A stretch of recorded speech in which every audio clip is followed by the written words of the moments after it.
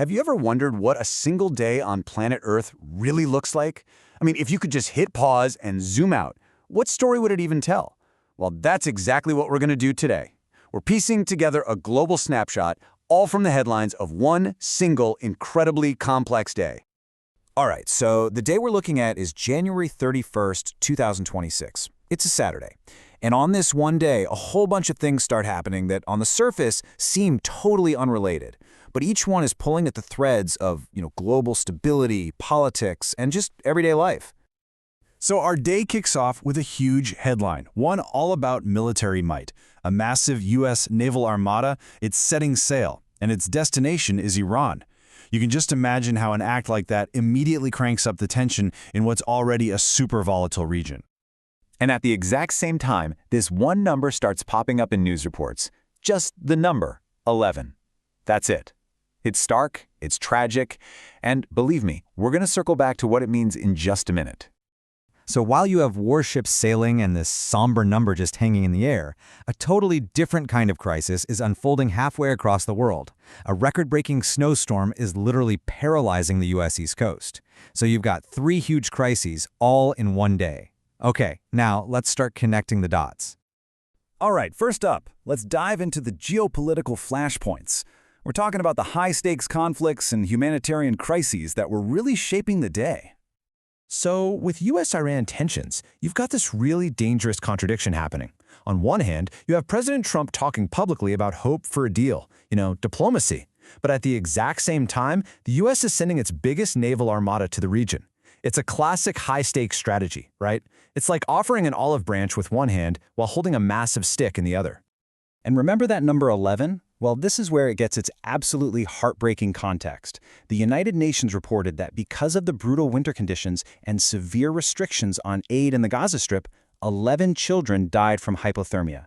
I mean, just think about that. A completely preventable tragedy, and it just shines a light on this devastating humanitarian crisis unfolding in the freezing cold. And the violence on this day was definitely not isolated. You have an explosion that rocks the very Iranian port city where those naval drills were supposed to happen. Then, right next door in Pakistan, coordinated attacks by separatists lead to a huge loss of life, nearly 200 people. But, and this is pretty incredible, in the middle of all this chaos, you get this flicker of hope out of Syria. A full ceasefire agreement is actually reached between the government and the YPG forces. It's just a wild reminder that even on the absolute worst days, de-escalation can still happen.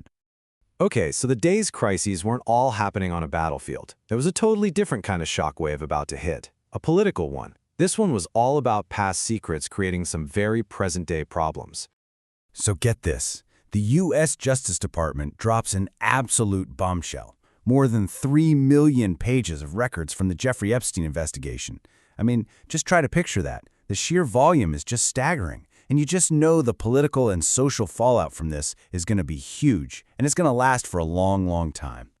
And the global impact was immediate. I mean, literally a political domino effect playing out in real time. So, the DOJ releases the records in the U.S., step 1. Then the press starts identifying new names with alleged ties, step 2.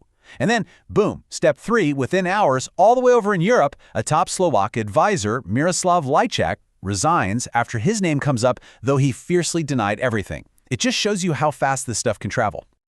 All right, let's shift gears from politics for a second and look at the planet itself, which was under a lot of pressure. This is where nature's fury and a good dose of economic uncertainty collide. So yeah, nature was definitely making its own headlines. A massive storm, Winter Storm Gianna, just slammed the U.S. East Coast. And we're not talking about a fun snow day here. This was total paralysis.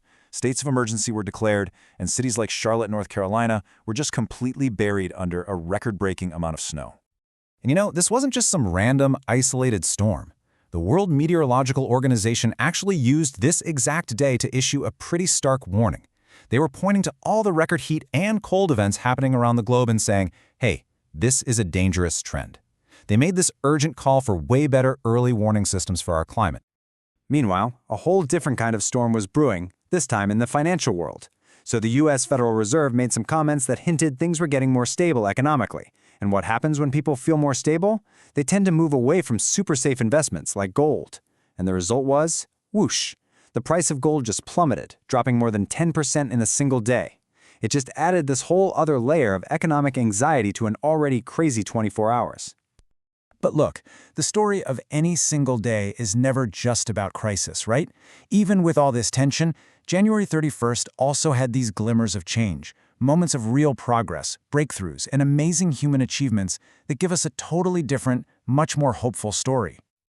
And progress was absolutely happening, all over the place. In diplomacy, you had Japan and South Korea finally resuming naval drills after a 9-year freeze. That's a big deal.